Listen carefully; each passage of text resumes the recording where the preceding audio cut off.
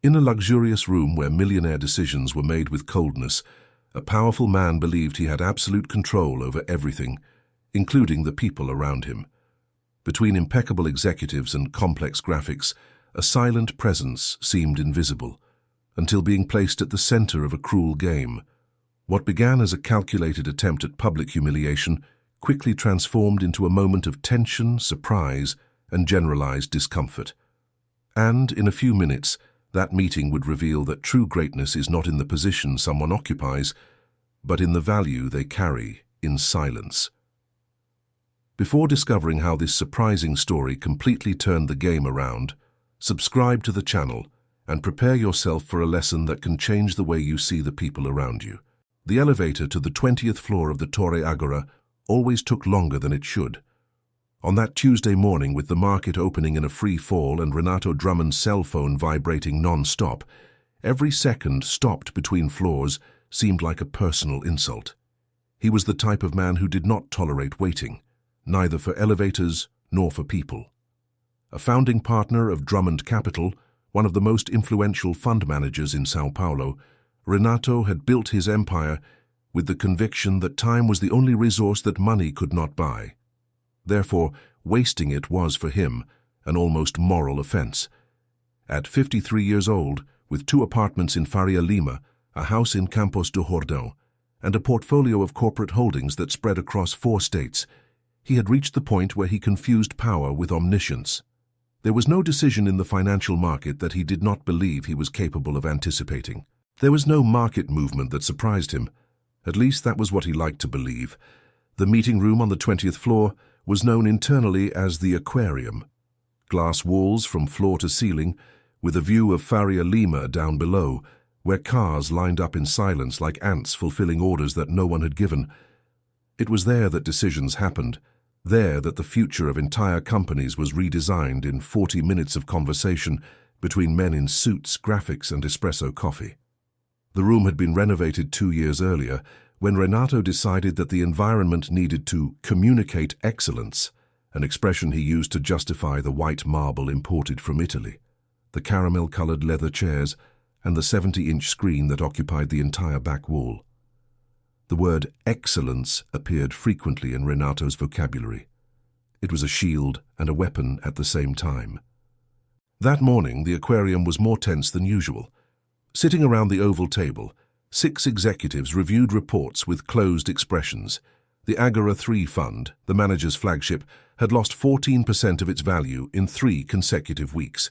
Investors were calling. The press was sniffing around. 2 large unit holders had requested an emergency meeting for the following week, and Renato, who had arrived 20 minutes before everyone else just to demonstrate that he still controlled the situation, drummed his fingers on the table as if the rhythm could hasten the answers that had not yet arrived. Outside the aquarium, in the hallway that separated the meeting rooms from the open space, a woman pushed a cleaning cart with careful and silent movements. She wore the navy blue uniform of the third-party company that provided sanitization services for the building, elastic pants, a shirt with the logo embroidered on the chest, hair tied in a simple bun without adornments. The badge said only Vera. No visible surname. It was like that with most service providers on that floor, present but invisible by the collective choice of those who worked there. An invisibility that was no accident. It was unwritten protocol. The employees of Drummond Capital knew not to look too much at those who came to clean the tables, not out of declared malice, but out of that silent habit of treating the service world as scenery and not as a character. Vera was 42 years old, and had the dark eyes of someone who learned early on that observing was more productive than speaking. She pushed the cart slowly, pausing from time to time to collect discarded cups or adjust a plant pot that someone had displaced without noticing. But at each pause, her eyes glided across the glass of the aquarium with an attention that did not match the daily haste of the position she occupied. She looked at the graphics on the screen. She read the curves. She processed. There was something in the fall of Agora 3 that she recognized, not with nostalgia, but with the technical familiarity of someone who had already studied similar patterns in another life, in a time when her surname appeared in reports that reached the tables of managers like Renato. No one noticed. Renato finally entered the room at 8:20, accompanied by his assistant, Patricia, who carried a thick folder and a turned-on tablet. Without sitting, he went straight to the screen and pointed to the graphic, showing the accumulated fall of the fund. "Someone here explain to me why we are watching this tumble without doing anything?" Silence. The type of silence that is not an absence of sound, but an excess of fear. Daniel Fonseca, Director of Analysis and the youngest of the group at 36, was the first to take a risk. Global macroeconomic conditions are pressing the entire category. It is not an isolated problem of the portfolio. "Don't give me scenario analysis, Daniel. Give me a solution." The meeting proceeded in that tone for more than an hour. Proposals were made and discarded. Numbers were cited, contested, revised. The coffee went cold twice. Patricia went to get more water, and it was in this second moment, when she opened the door to bring the new pitcher, that Vera entered discreetly to collect the dirty cups and replace the napkins on the wooden sideboard next to the wall. No one paid attention to her, except Renato, who noticed her presence out of the corner of his eye and, instead of ignoring her as he habitually did, felt at that moment an impulse difficult to name, a mixture of bottled-up irritation with the need to relieve the tension in the room in some way that was not revealing his own uncertainty. He was like that when he was cornered. He needed an easy target to regain the sense of control. And there, with the navy blue uniform and the cleaning cart, Vera seemed in Renato's eyes the perfect target for a joke that the whole room would understand as humor, and no subordinate would dare to contest. "Hey!" His voice cut through the air. Vera paused, her arms still over the cart. "You there, the cleaning lady." He made a circular gesture with his hand, as if he were inviting someone to a game that only he had planned. "What do you think we should do with this fund here? Reduce the position or maintain?" A few contained laughs escaped through the room. Daniel looked at the table. The investor relations advisor, Camilla Stein, bit her lip. It was that type of humor that worked by exclusion. You laughed because the target was someone else, and as long as the target was someone else, you were safe. Vera looked at Renato for a long second, not with anger, not with shame, with a calmness that was, in itself, an answer that he did not yet have the capacity to read. There was something in that silence of hers that was different from the silence of someone swallowing humiliation. It was the silence of someone who is evaluating if it is worth responding, of someone who has an answer, but chooses the moment to deliver it. Then she let go of the cart, straightened her shirt, and walked toward the screen. There was, in that hallway of the 20th floor, something that financial reports can never capture, the silent sum of all the stories that pass through a place without being recorded. How many people had pushed that same cart before Vera? How many of them carried competencies that no badge with an abbreviated name could contain? How many stories had passed through that glass and been simply ignored because they didn't arrive through the right door, with the right suit, at the right time? The 20th floor of Torre Agora was, like all the other floors of all the other buildings, of all the other financial centers in the world, a place that knew a lot about numbers and little about people. And it was exactly this type of imbalance that sooner or later exacts a price. The silence that fell over the aquarium when Vera walked toward the screen was of a different quality than the previous silence. Before, it was a silence of fear. Now, it was a silence of astonishment. That momentary suspension of judgment that happens when the world does something that was not in the script. Renato crossed his arms with a smile that still carried mockery, but something in his eyes hesitated. He did not expect her to move. He expected her to lower her head, mutter an apology for being in the wrong place, and push the cart out of the room. That was the script. And Vera had simply ignored the script. She stood still before the screen for a few seconds, analyzing the graphic with a concentrated attention that disconcerted any attempt to ridicule her. Her eyes traversed the curves with familiarity, like someone who rediscovers a language they know but have not practiced for some time. The graphic showed the trajectory of Agora Third over the last 90 days, a gradual fall with two well-marked peaks of volatility, the second of them clearly exacerbated by an asset reallocation decision that had been made at the worst possible moment. "Maintain," she said. The voice was firm, without hesitation, without the slightly elevated tone of someone asking a question, disguised as an assertion. Renato let out a sound between laughter and astonishment. Maintain? The fall of the last 3 months is not a reflection of a portfolio failure. She pointed to the graphic without touching the screen, just with her index finger raised like someone tracing a line in the air. It is a reflection of a global adjustment in risk assets after the US Central Bank's statement in September. You were not the only ones to fall. You were the ones who drew the most attention because the allocation in technology was too concentrated in a single sector. Daniel Fonseca raised his head slowly, like an animal sniffing something unexpected in the air. No one had said that with such clarity in the last few weeks. There were attempts, sketches of analysis, arguments started, and then interrupted by Renato's impatience. But there was that woman, in a navy blue uniform, saying calmly what everyone felt, but no one had managed to structure out loud without losing the thread at the first contestation. But the fall of the last 15 days is different. Vera took a step forward, still facing the screen. This second movement is panic, not fundamentals. And when the market falls due to panic, those who maintain their position, provided the original thesis still stands, are the ones who harvest later. The room was completely quiet now. Even Renato had stopped drumming his fingers on the table. There was something hypnotic in that scene. The woman who had entered to collect cups was now standing before the 70-inch screen as if it were her natural territory, explaining the behavior of the capital market with the fluency of someone who did not need notes or preparation. "Does the original thesis still stand?" asked Camilla Stein, the investor relations advisor, almost without noticing that she was asking the question to a woman in a cleaning uniform. It was this type of moment in which competence nullifies context, in which content speaks louder than the badge. Vera turned her face to her. "It depends on what was in the thesis.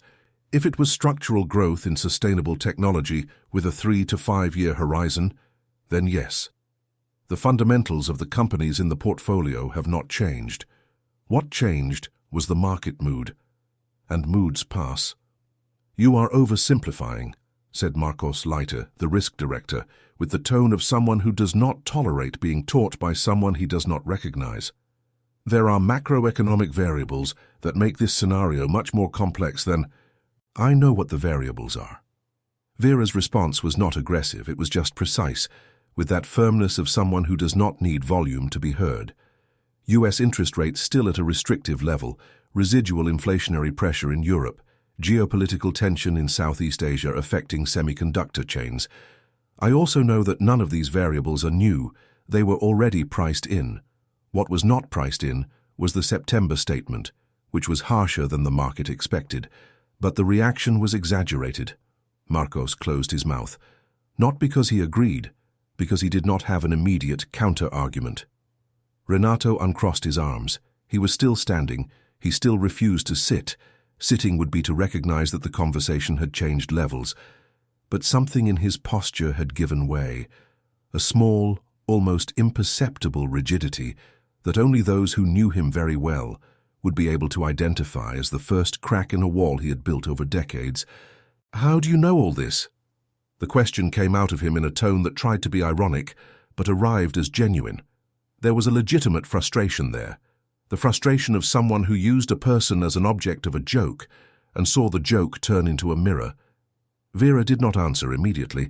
She looked at him with those dark eyes that carried more history than he would imagine possible to find in a cleaning uniform. She let the silence last long enough for him to feel the weight of his own question. And then she said, with the same calmness as before, "Because it is my area." Or it was.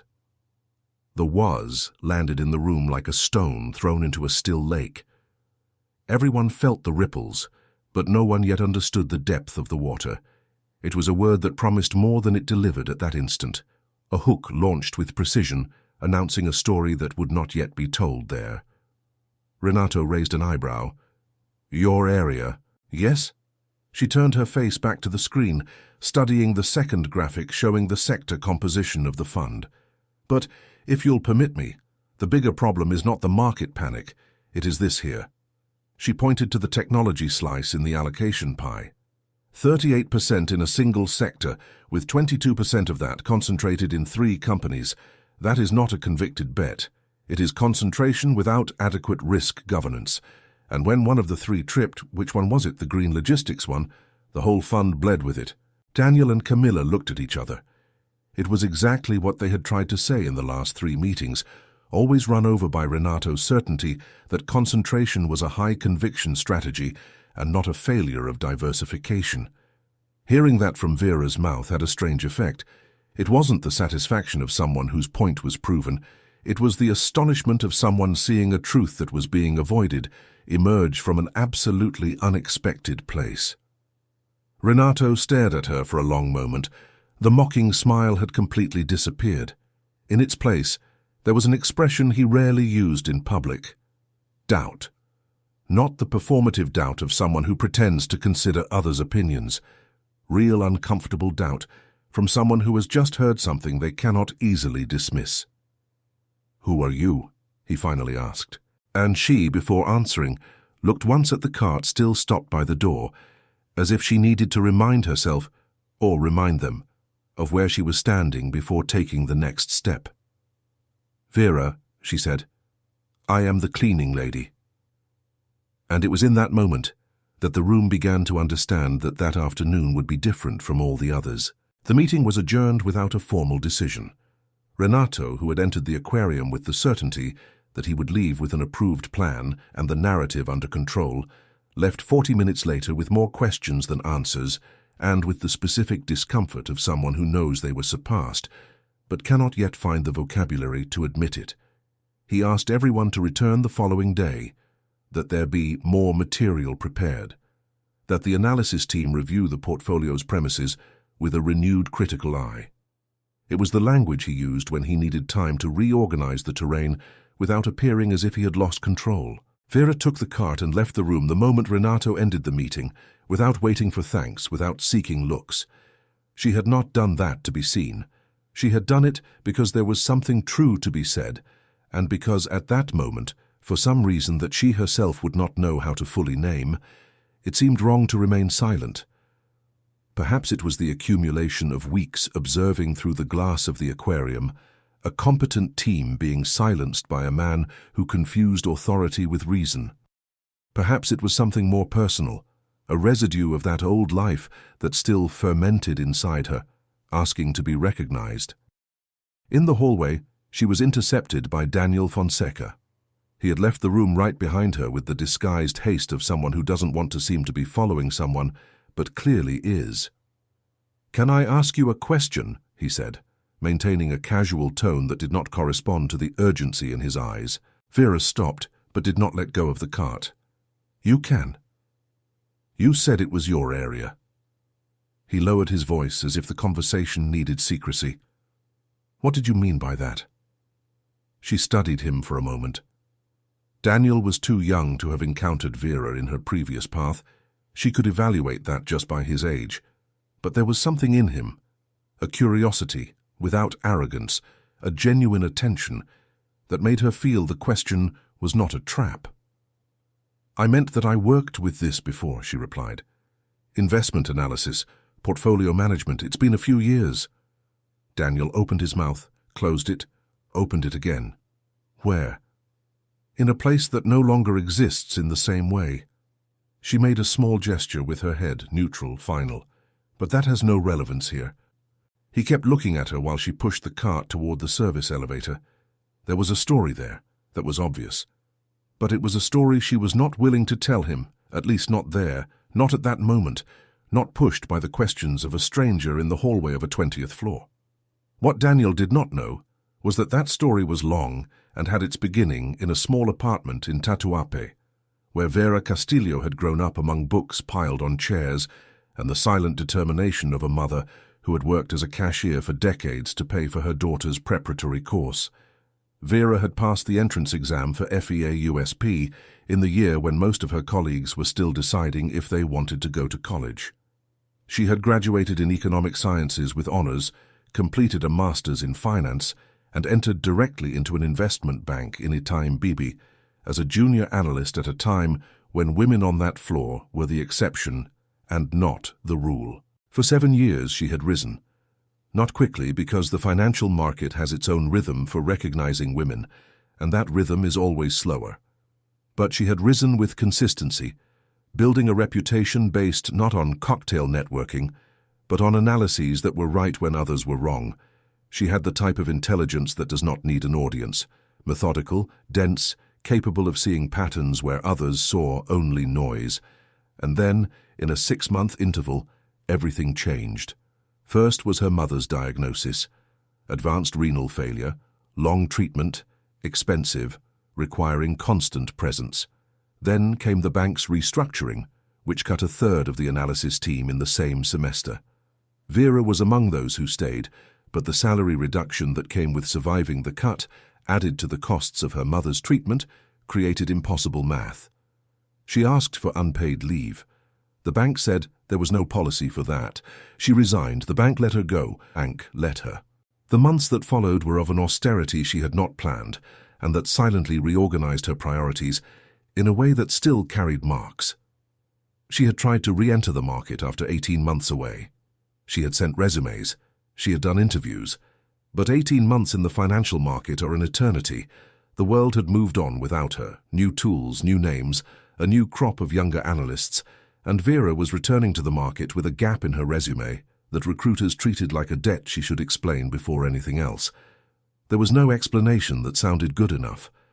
Taking care of a sick mother was a human reason, but the financial market was not hiring humanity.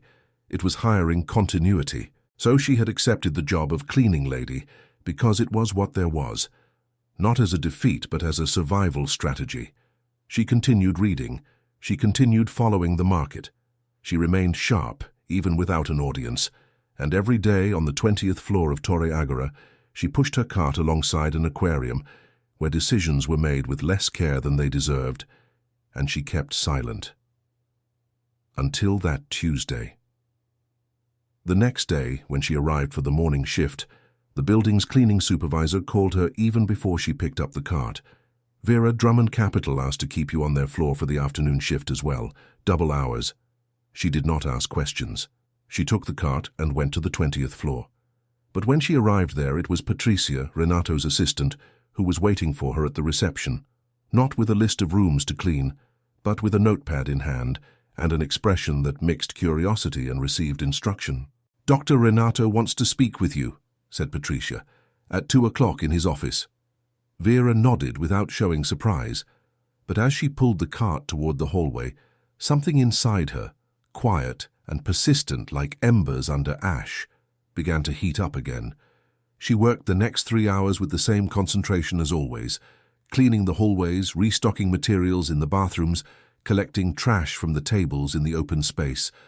But part of her was in another place, in that conversation that would come at 2 o'clock, and which she did not yet know if would be a reprimand disguised as an invitation or a genuine curiosity that could lead to something unpredictable. Renato Drummond was the type of man difficult to read because he was the type of man who rarely needed to be read. He was always what he declared, what he demanded, what he defined. That uncertainty was new, and she recognized it as a sign that something had moved. At 1:50 she went to the service bathroom, washed her face, straightened her bun, checked if her uniform was in order. There wasn't much else to do, and she was honest enough with herself not to pretend that it didn't matter. It mattered, not for the position, not for the money, not yet, but for what that conversation represented, the possibility of being seen for what she was, and not just for what she appeared to be. At exactly 2 o'clock, she knocked on Renato Drummond's office door. There was also something she had not told anyone in that building, and that perhaps she would never tell, that in the first months of working as a cleaning lady, there were days when the weight of that uniform seemed physical, not because of the fabric, but because of what it represented for the people around. The confirmation that there was a natural order of things, that certain spaces belong to certain people, and that those who stay outside that order should not try to cross it. She had learned slowly that the only true response to that type of silent pressure was not anger, which wears one out, nor resignation, which diminishes one. It was constancy. continuing to know what she knew, continuing to be what she was, waiting with the active patience of someone who has not given up, but chose the right moment to act. Renato Drummond's office was smaller than most people expected. For someone who had built his image around amplitude and grandiosity, the office was surprisingly contained. A large dark oak desk, 2 bookshelves with books arranged with the deliberate order of someone who wants the titles to be visible, and a glass window that looked out onto the same view of Faria Lima that the aquarium offered, but without the audience of others. It was a space for thinking, not for performing, which said, to those who knew how to read environments, that there was a layer to that man that most never reached. Vera entered and stood before the desk. Renato was sitting, and for the first time since the previous day, he seemed deliberately slowed down, without the tablet, without the phone in sight, with the posture of someone who decided to listen before speaking. It was a posture that clearly did not come naturally to him. "You can sit," he said. She sat, without rushing the movement, without the performative nervousness of someone who wants to show they are not nervous. "Yesterday you said something that stayed with me." He joined his hands on the desk. "You said it was your area, or it was. I want to understand what you meant." "I worked in investment analysis," she replied. 7 years. I was a senior analyst at an investment bank here in Itaim. I specialized in variable income, with a focus on technology and infrastructure. Renato stared at her for a moment without speaking. There was something almost comical in the geometry of that situation. Him, in a suit, in the leather chair, her, in a navy blue uniform in the visitor's chair, and both knowing that the technical vocabulary she had used the previous day belonged to a completely different world from the function written on her badge. "Why did you stop?" he asked. She made a small pause, not of hesitation, but the pause of someone who decides how much she is going to answer. "Personal circumstances. I needed to leave the market for a period. When I tried to return, the gap was an obstacle that recruiters did not want to overcome." "How much gap time?" 18 months. Renato frowned slightly. 18 months was a short time for any other area. In the financial market, it was enough for the world to have moved on without waiting. "And you continued following it?" "Every day." There was no defense in the answer, only fact. He leaned back in the chair and studied her with an attention that was different from the day before. The previous day, the attention had been compulsory. He had been forced to pay attention because she had said things that were impossible to ignore. Now the attention was chosen, and there was a fundamental difference between the two. "Do you have a resume?" he asked. Vera opened her mouth slightly. It was the last question she expected at that moment. "I didn't bring it, but you have one." "I have. Updated until 3 months ago." Renato nodded as if that confirmed something he was already calculating internally. "Send it to me by email today. Patricia will give you the address." Vera remained quiet for a second. There was in the simplicity of that request a twist that she was still processing, not with premature enthusiasm, but with the caution of someone who learned that opportunities announced too early sometimes disappear at the same rate they appear. "Can I ask why?" she said. He looked at her as if the question were reasonable, and at the same time revealed something that surprised him. "Because yesterday, you said in 5 minutes what my team couldn't articulate in 3 weeks, and because if you are as sharp as you seemed, I would be committing an even greater error than the ones I've already committed, if I didn't at least consider what to do with that." It was an unusual admission for Renato Drummond. He himself seemed slightly surprised by what he had just said, as if the sentence had come out more honest than he planned, but he did not take it back. Vera nodded slowly. "I will send it." She was standing up to leave when he spoke again, in a tone that had changed slightly, less executive, more direct. "What was the gap, if it's not an intrusion?" She stood still with her back to him for a second. Then she turned her face, but not her whole body. "My mother got sick. I needed to be present." Renato did not answer immediately. There was something in that answer that disarmed any attempt at cold analysis. It was simply human, the type of humanity that the financial market usually treats as an irrelevant variable, and that, for that very reason, when it appears with this clarity, produces a silence that sounds different from all the others. "Is she well now?" he asked. The question was a surprise for both. For her, because she didn't expect it. For him, because he rarely asked that type of question in the office. "She went away 2 years ago," replied Vera. "But she is well, the way people become well when we learn to carry them with lightness." She left. Renato stared at the closed door for a moment longer than usual. Then he turned his chair to the window and faced Faria Lima down below with that expression of someone who is doing a calculation that does not yet have all the numbers, but who already knows that the result will change something. In the hallway, Vera stopped next to the cleaning cart she had left leaning against the wall before entering. She looked at it for a second, at the cloth folded over the bar, at the products lined up on the lower shelves, at the badge with her name without a surname. Then she grabbed the handle and pushed toward the next hallway, because the shift had not yet ended and there were rooms to clean. But something in the way she held the handle at that moment was different. It wasn't resignation. It was patience. A patience that is not the same thing as conformity, but that knows how to wait for the right moment with the same certainty with which it knows how to recognize it when it arrives. That night at home, a 2-bedroom apartment in Ipiranga that she shared with a co-worker, Vera opened the computer for the first time in weeks for purposes other than passive reading of financial news. She opened the resume stored in a folder with the discreet name of old documents. She read everything. There was nothing there that needed to be erased or hidden. There were 7 years of solid work, of analyses published internally, of participation in committees, of a history that spoke for itself. Only the gap, that 18-month period that the market treated as a stain and that she knew was, in fact, the most human and correct decision she had taken in her entire life. She altered nothing. She saved it as it was, opened the email that Patricia had sent in the afternoon with Renato's address, and sent the file with a single line in the message. As agreed. Vera Castillo, the surname. For the first time in months the surname was visible, and there was something in that small gesture, almost imperceptible to anyone on the outside, that sounded like the beginning of an answer she had been preparing, without knowing it, for a long time. Vera Castillo's resume reached Renato's inbox at 10 o'clock on a Wednesday night.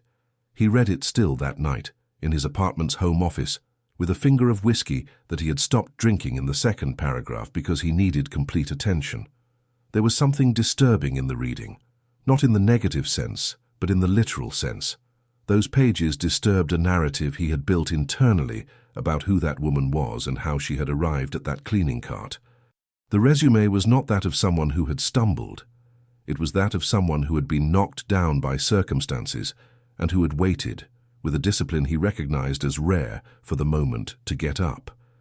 Faeti USP, Masters in Finance, 7 years at Banco Meridional de Investimentos, where she had reached Senior Variable Income Analyst, 3 articles published in sectoral magazines, 2 internal awards for Best Analysis of the Year, and then, in the space where the natural continuation of the trajectory should be, a clean gap, without an elaborate excuse, without an explanatory note, only the silence of a period that had happened and that she had left there honestly, without cosmetics. The next morning, Renato arrived at the office 40 minutes before the others, which was unusual even for him. He summoned Patricia, even before opening the computer, and asked her to discreetly check what the normal process was for hiring someone as an external consultant for portfolio analysis. Patricia, who had worked with him for 11 years and knew the difference between the requests he made when he was testing an idea and those he made when he had already decided, wrote in her notepad without asking anything beyond what was necessary.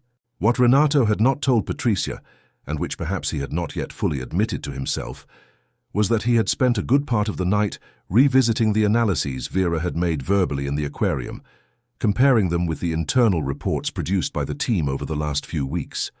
The conclusion was uncomfortable. Vera had reached in 5 minutes, without data in hand and in a cleaning uniform, a more precise diagnosis than anything that had come out of the formal analyses. Not because the team was incompetent, because the team had been looking at the data Renato wanted to see, and not at what needed to be seen. That was the problem. And it was the problem he was reluctant to state because stating it meant admitting something about the culture he had built at Drummond Capital, a culture in which disagreement was permitted in theory but discouraged in practice by the simple presence of a founder who expressed impatience every time someone said something that contradicted his direction. That afternoon, when Vera arrived for her shift, it was Camilla Stein who approached her in the hallway, not with Daniel's covered urgency, but with the direct frankness of someone who had spent the night thinking and had reached the conclusion that pretending nothing had changed would be a waste of time for both. "Can I call you Vera?" "It's my name." Camilla smiled slightly. "Will you accept if he offers?" Vera looked at her with that calibrated attention that had become her most visible characteristic in those 2 days. "Accept what?" "Something. I don't know what yet. But he was different this morning. When Renato arrives 40 minutes before the others and asks Patricia to check hiring processes, something is being decided." Vera remained quiet for a moment. There was an implicit question in what Camilla had said, but she waited for it to be said with words. "I want you to accept," said Camilla finally, "because you said out loud what many people here feel but can't defend when he pushes back. And this fund needs voices that don't give in at the first contestation." It was an unusual request, not from a boss to a subordinate, but from one professional to another, over a border that should be insurmountable according to all the social categories that environment reproduced. Vera recognized what was behind the request, not just strategy, but something approaching solidarity. "If he offers something that makes sense," said Vera, "I will consider it seriously." Camilla nodded. There was in her gesture a mixture of relief and respect that was difficult to name but easy to feel. But what Vera did not know, what neither of them yet knew, was that there was a third layer to that situation, a layer that was still submerged, waiting for the moment to rise to the surface with the force of something that cannot continue being contained. Because Vera Castillo had not just worked at Banco Meridional de Investimentos, she had worked in the analysis department that years before had done the first external evaluation of the Agora I Fund, the original fund that had given rise, 3 versions later, to the Agora III that was now in crisis. And the report she had co-signed at that time, buried in some archive that no one had revisited, contained a warning about the tendency towards sector concentration that the manager would need to control if they wanted to maintain consistency in the long term. It was a warning that had been read, archived, and conveniently ignored. That was the knot that had not yet untied itself. And it was the knot that, when it finally came to light, would change the tone of the entire conversation that was being built with so much care in those days. That night, Renato finished reading the resume for the second time and did what he rarely did, called a former colleague from the sector, a manager with whom he had shared a panel at a congress years ago, and asked without context if the name Vera Castillo said anything. There was a brief pause on the other side of the line, and then, "Vera from Meridional? Of course it does. She was one of the best analysts they had. Why do you ask?" Renato hung up without answering the question. He sat in his home office with the computer screen lit and the Agora III report open, and for the first time in many years he felt something that wasn't exactly regret, but that resembled the late awareness of an error that still has time to be corrected. He had spent his life building the reputation of a man who did not make mistakes. Or rather, of a man who, when he made a mistake, rebound the error as a strategy and moved on. But that situation had a different texture. It had a face. It had a navy blue uniform. It had a resume that he had ignored without ever having asked to see it. It was necessary to act, and it needed to be done the right way, for the right reason. Not as an image maneuver, but as a legitimate recognition of something he had underestimated in a way that deeply discomforted him. He opened a new email, typed Patricia's address, and wrote, "Tomorrow at 9 a.m. before any other meeting, I need to talk to Vera. Confirm the time with her. Treat it as a priority." He sent it. He closed the computer. But sleep that night was slow to arrive. On the other side of the hallway, Camilla Stein had also stayed awake later than usual. Not because she was worried about Vera. She had stopped being worried about Vera since the first moment in the aquarium. She was worried about the fund, about the unit holders, about the approaching meeting, and with that uncomfortable feeling that Drummond Capital had been navigating through the fog for longer than would be responsible to admit. Vera's arrival had been like an open window in an environment that was too closed. It didn't solve everything, but it allowed the air to circulate again, and sometimes that is enough for a good team to start working as they should have been working all along. The 9 o'clock morning meeting did not happen in Renato's office. It happened in the aquarium, but different from all the other times. This time, there were not 6 executives around the table. There were 3, Renato, Daniel Fonseca, and Camilla Stein. And Vera sitting for the first time as an invitee, not as a service provider who had entered through the wrong door.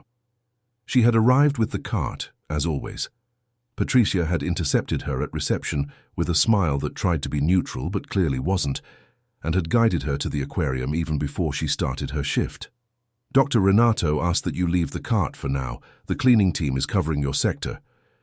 Vera had left the cart in the hallway without ceremony. She had entered the room. She had sat. Renato opened directly without preambles. I read your resume, and I spoke with people who know you from Meridional. He paused. You were better than I expected. It was an atypical compliment, formulated in a way that revealed more about his starting point than about her merit. But Vera recognized the honesty within the imperfect formula. I have a proposal, he continued. Analysis consultancy by initial project. You evaluate the Agora 3 portfolio and prepare a report with rebalancing recommendations. 15-day deadline. If the work has the quality I imagine, we'll talk about something longer. Daniel and Camilla were quiet, not with the quietness of someone who was silenced, but of someone observing a scene that they still don't know how it will end. What is the compensation? Asked Vera. Renato cited a number. It was reasonable, not generous, but reasonable. Enough so that it didn't look like charity and so that it left room for renegotiation when the project was delivered. I accept, she said. Starting when? He asked. Starting now. There was a firmness in the response that wasn't aggressiveness, but that clearly delimited. She wasn't asking for the work. She was accepting a fair offer. The distinction was subtle, but both understood it. Renato nodded. Patricia will prepare a simple service provision contract. You start with access to the portfolio database this afternoon. The meeting lasted another 20 minutes, during which Daniel presented the fund's history with an objectivity that had been absent in previous meetings, as if Vera's presence as a peer, and not as an external and surprising element, had released in everyone a frankness that the usual protocol had been suppressing. Vera listened more than she spoke. She asked precise questions, the type that reveals that the person asking already has hypotheses formed and is verifying, not discovering. Daniel responded with the fluency of someone who finally feels in an equal conversation. Camilla took notes and sometimes completed them, adding the perspective of the unit holders she managed, the tone of the last calls, the concerns that were becoming standard. When they left the room, there was something different in the dynamics of that group, not the artificial euphoria of a corporate team building, but the discreet lightness of someone who has started working in the right direction. In the hallway, Daniel waited for Camilla to move away and then said to Vera in a low voice, You know he's going to test you, right? Everyone tests everyone when they don't yet know what to expect, she replied. I don't have a problem with that. Daniel was nodding slowly when Marcos Lighty, the risk director who had contested Vera in the previous day's meeting, passed through the hallway in the opposite direction. He looked at Vera with an expression that was difficult to classify. It wasn't declared hostility, but it wasn't a welcome either. It was the expression of someone evaluating a threat without knowing yet if he should treat it as such. Vera greeted him with a simple nod and followed her way. She had encountered Marcos Lighties in other forms throughout her career, men who treated others' competence as personal subversion. She knew he would not be an ally. She only hoped he wouldn't be an obstacle big enough to matter. What she still didn't know was that Marcos had spent the night doing a different research than Renato's. He had pulled Vera's name in the sector's records, had found the Meridional article, had read the names of the co-authors, And he had found something that no one else at Drummond Capital had yet noticed. Something that, in the wrong hands, could be rebound as a conflict of interest, as hidden motivation, as a reason to question everything she had built in those 2 days. Marcos kept the information, for now. Vera installed herself at a desk in the open space that Patricia had prepared for her with a new computer and system access. She opened the first report of the Agora 3 portfolio, adjusted her chair, and began to work with the same silent concentration with which she had pushed the cart in the hallways of the 20th floor, as if the world around her were scenery, and what mattered were inside the numbers, waiting to be found by someone who knew where to look. In the next 4 hours, she did not get up from the chair. She drank a coffee that Daniel had left on her desk without her asking, ignored 2 side conversations in the open space that tried to include her with ill-disguised curiosity, and went deep into the data with the speed of someone who hadn't lost their rhythm, only their stage. What she found confirmed the hypothesis she had articulated verbally in the aquarium 2 days before. The fall was real, but recoverable. Concentration was the structural problem, but it had a solution. And there was, hidden among the portfolio's positions, an allocation in 2 assets that presented a potential for appreciation that the team had underestimated because the evaluation model they used was outdated in at least 2 critical parameters.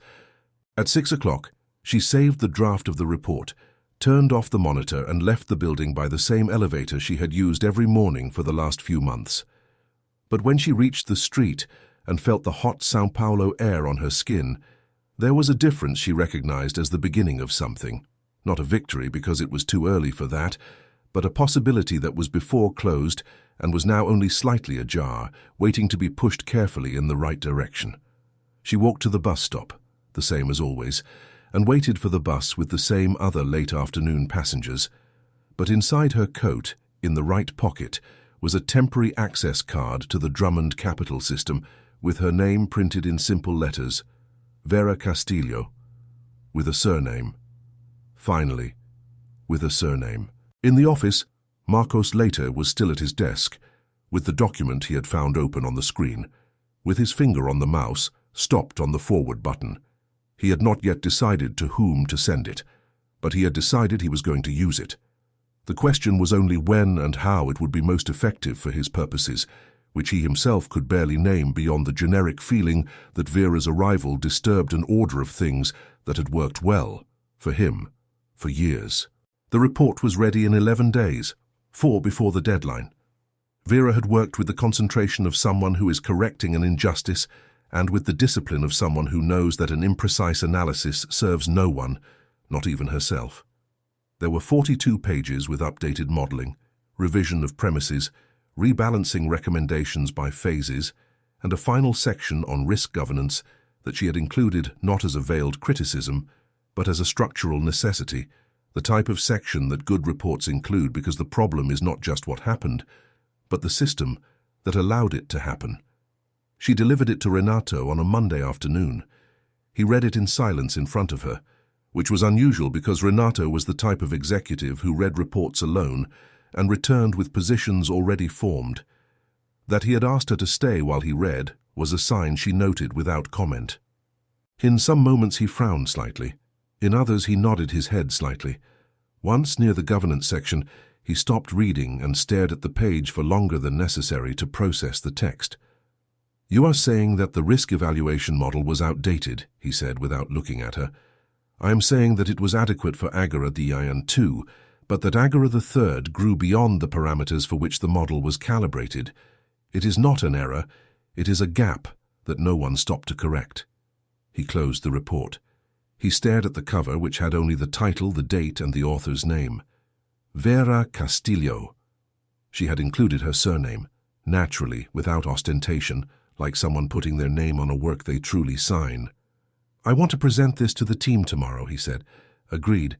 But what happened before the next day's meeting reached Vera, not through Renato, nor Daniel, nor Camilla. It reached her through Patricia, who called her to the hallway at 8 in the morning, with a discretion that indicated that what she was going to say had not been authorized but also had not been forbidden. It was one of the gray areas of loyalty that experienced assistants learned to navigate over years. "Marcos went to talk to Renato last night," said Patricia. "He showed him something. I don't know what, but Renato stayed quiet for a long time afterward."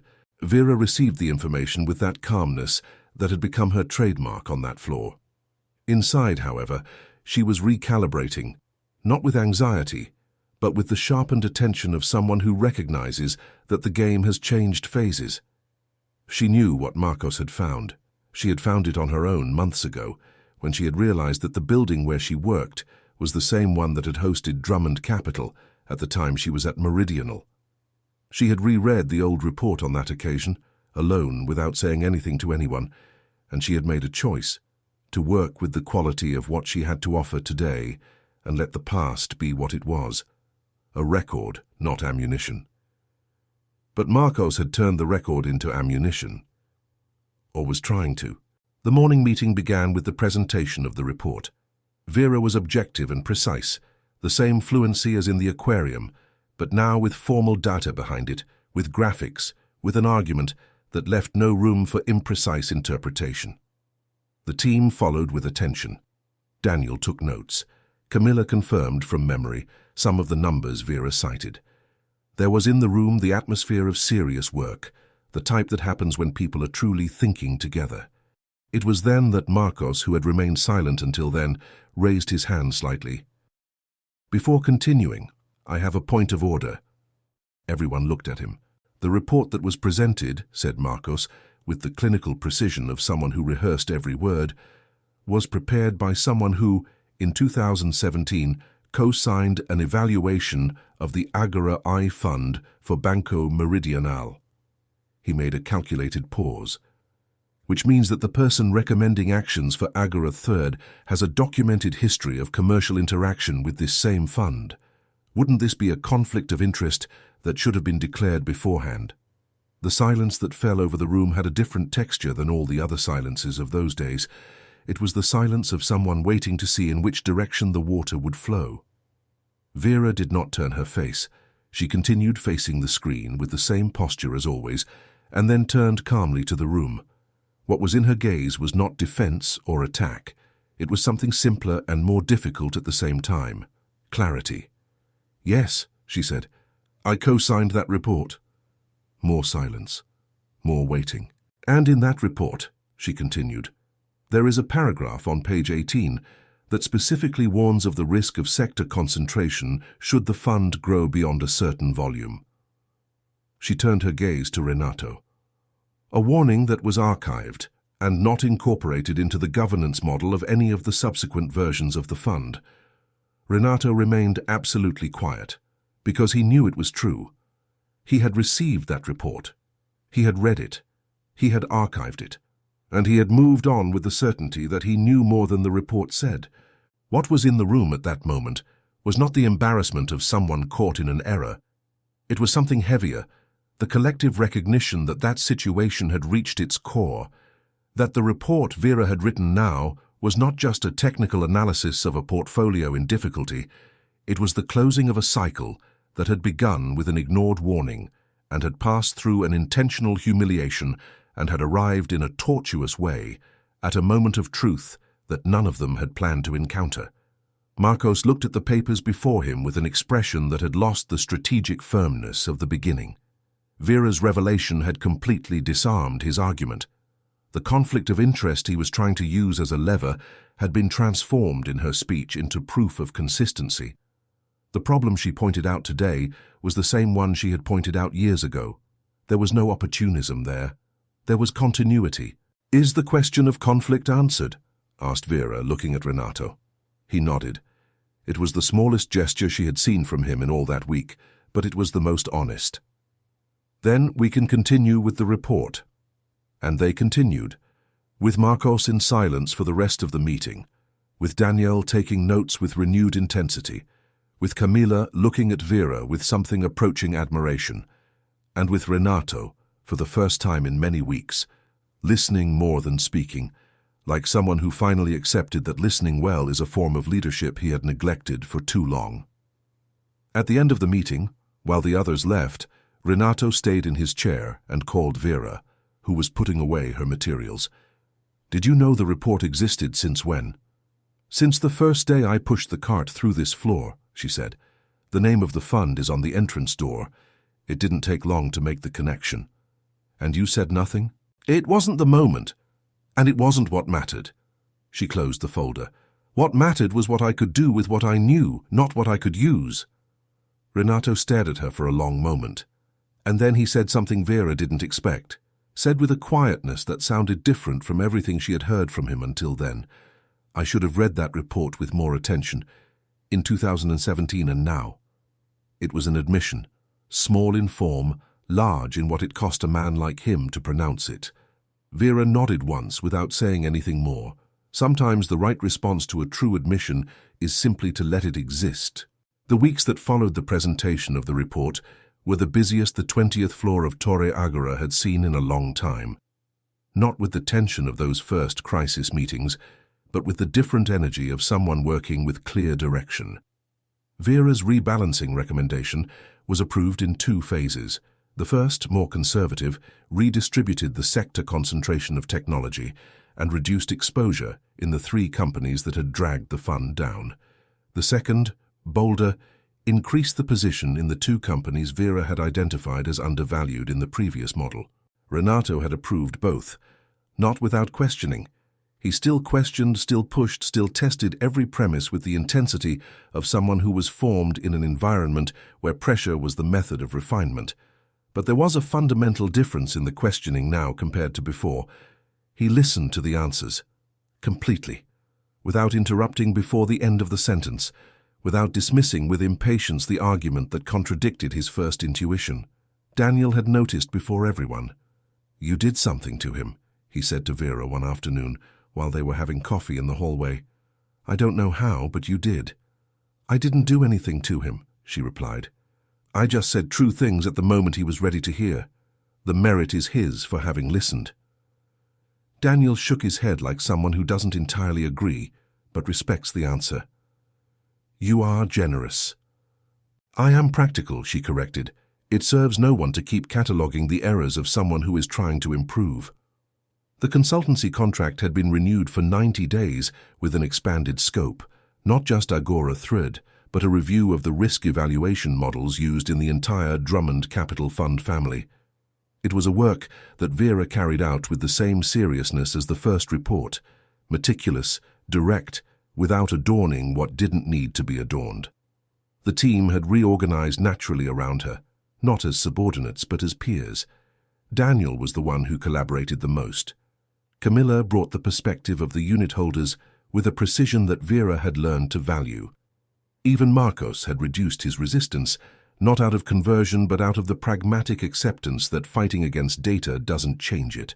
The meeting with the 2 large unit holders, which had been scheduled even before Vera entered Drummond, happened 6 weeks after the start of the rebalancing.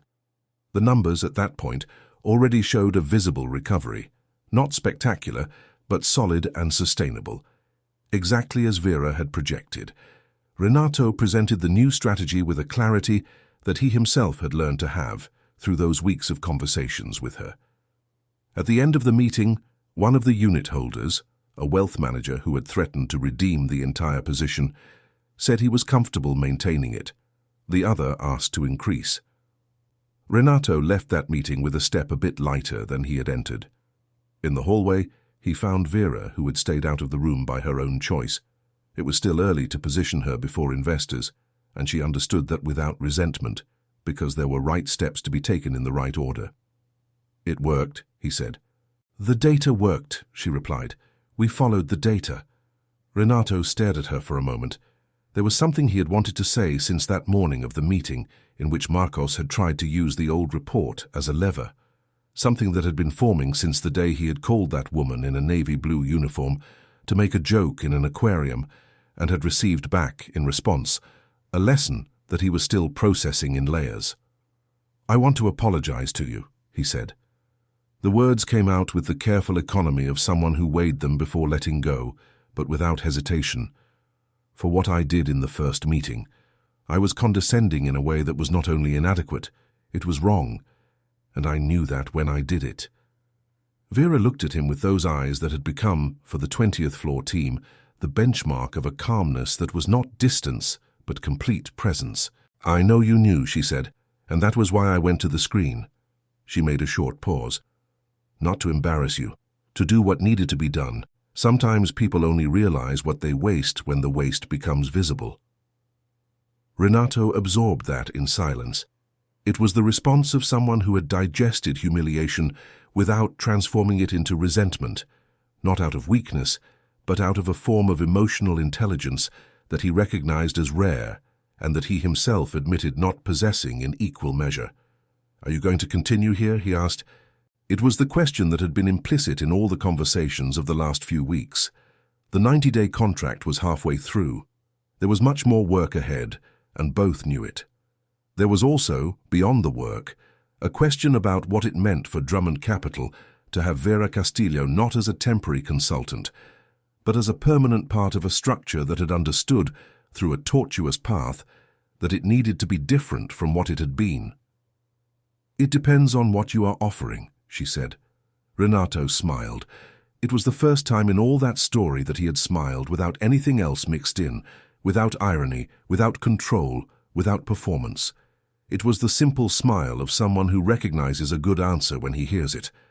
"I want you to be the director of analysis," he said, "with a seat on the investment committee and real autonomy to build the model you think needs to be built." Vera remained quiet for a second that lasted exactly the necessary time, not of doubt but of recognition. The recognition that that moment had been built by her, brick by brick, in silence, for months. That it had begun not on that Tuesday in the aquarium, but much before, in every page read, in every analysis made for no one, in every morning pushed with a cleaning cart through the hallways of a floor that had finally learned to see her. "I will need to read the contract carefully," she said, and Renato for the second time that afternoon smiled. That night, on the bus back home, Vera looked through the window at the São Paulo passing by. The traffic lights, the poles, the pharmacy and bakery signs, the other buses with other people in other stories. It was the same city as always, the same window, the same time. But there was something different in the way she looked at all that, not with the resigned patience of someone waiting for things to improve, but with the serenity of someone who knows the right moment has arrived because it was prepared with care. There was no luck there. There was work, discipline, and the silent refusal to let invisibility become identity. She thought of her mother, thought of how she would have reacted to that day, probably with that contained smile that was the exact size of pride that doesn't need to be said out loud to be completely real. She thought she had learned from her what no master's degree had taught, that a person's value is not defined by the space they occupy, but by the quality of the presence they bring to that space, and that waiting for the right moment is not weakness. It is the most precise form of courage that exists. The bus stopped. She got off, walked through the same pavement as always, passed by the same bakery as always, went up the same elevator as always to the same apartment. And when she took off her coat and hung it on the hook at the entrance, the access card with the name Vera Castillo was visible in the pocket. She looked at it for a second. Then she went to make tea. And there was also in that final silence of the day the perception that the recognition that had arrived had not arrived because she had diminished what she was to fit into a space that was not prepared to receive her.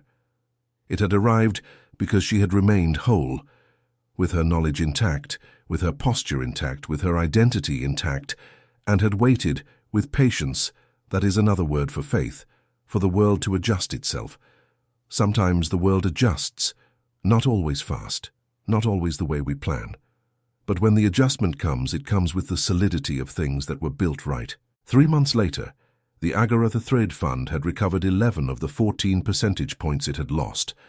The rebalancing strategy was being implemented in phases, with the results approaching the original report's projections, with a precision that Daniel had described in a meeting as disconcerting for those who don't believe in well-done analysis.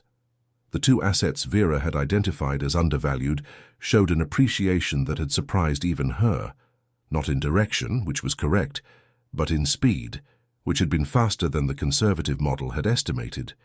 Drummond Capital had gone through a change that was not visible in graphics and announcements, but that was felt by those who worked in its hallways. It was a change of tone. The meetings in the aquarium had become less performances of authority and more work conversations. Renato still questioned. He probably always would, because that was how he thought. But he had learned to distinguish between questioning to refine and questioning to maintain control. It was a small distinction that made all the difference. Vera had formally assumed the position of Director of Analysis in a contract signed without drama and without ceremony. She had asked for that specifically. No party, no announcement with photos. Just the change of desk, of plaque, and of assignment. It was more honest that way. The story did not need staging to be real. She had built her team with two criteria she had made clear to Renato from the beginning: technical competence and capacity for productive disagreement. "I don't want people who agree with me because I am the director," she had said. "I want people who can test me when I am wrong. If there is none of that, it turns into the same thing as before." Renato had nodded, and he had complied. Daniel continued on the team, now as analysis coordinator. He had been satisfied not to be promoted to a position he himself had admitted not yet being ready to exercise. It was a type of self-knowledge that Vera had recognized as maturity. Camilla had expanded the scope of investor relations to include a new front of more transparent communication about strategy and risk, a change that had been received by the unit holders with a confidence the company had not experienced in years. Marcos had requested a transfer to another of the manager's funds, a decision everyone had respected without comment. One Thursday afternoon, when the floor was almost empty and the late afternoon sun drew long shadows through the glass of the aquarium, Vera passed through the hallway where she had pushed the cart for months. The hallway was the same. The plants in the pots were the same. The elevator at the back still took longer than it should, but she passed through there with steps that were not those of someone who belongs to that space by permission. They were the steps of someone who belongs by right, the type of right that no one grants, that is built with every analysis delivered with honesty, every truth said at the right moment, every silence maintained not out of fear, but by choice. She stopped before the aquarium. She stared at the empty room, the white marble table, the leather chairs, the screen turned off. She thought of how she had stood before that screen with the calmness of someone who has nothing to lose because she doesn't depend on anyone's opinion to know what she is worth. She thought there was a gentle irony in the fact that Renato's attempt at humiliation had, in the end, accelerated the recognition that the market had taken so long to grant. That sometimes it is necessary for someone to point at you the wrong way, so that the right way finally appears. There was no rancor in that thought. There was only the quiet realization that knowledge, as she herself had said that day, does not need to make noise. It waits. And when the moment is right, it is simply there, solid and unequivocal, for whoever has the honesty to look. Vera turned her back to the aquarium and walked toward her office. There was a report to finish, a team meeting for 9 o'clock the next day, and a market that, as always, had moved on without pausing for anything. She opened the door, turned on the monitor, and began to work, with a surname, with a position, with the same concentration as always, because that, at least, had never needed anyone's permission. And you, who followed this story from beginning to end, must have already realized that Vera exists in many forms and in many places, in the invisible hallways of the high floors, in the bus lines of the late afternoon, in any space where a person's value is judged by what they wear and not by what they know. Stories like this exist because we believe they need to be told, and told well, with the seriousness and care they deserve.